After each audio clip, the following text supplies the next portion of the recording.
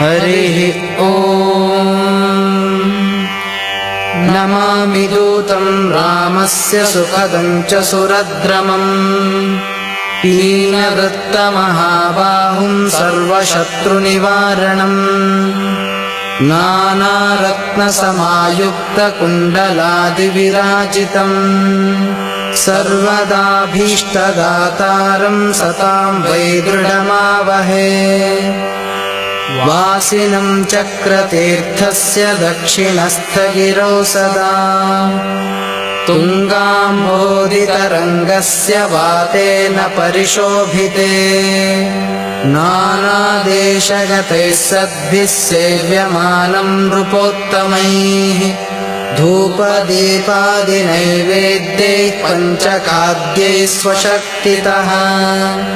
भजामि श्रीहनुमन्तं हेमकान्तिसमप्रभम् व्यासतीर्थयतीन्द्रेण पूजितं च विधानतः त्रिवारं यः पठेन्नित्यं स्तोत्रं भक्त्या द्विजोत्तमः वाञ्छितं लभतेऽभीष्टं षण्मासाभ्यन्तरे खलु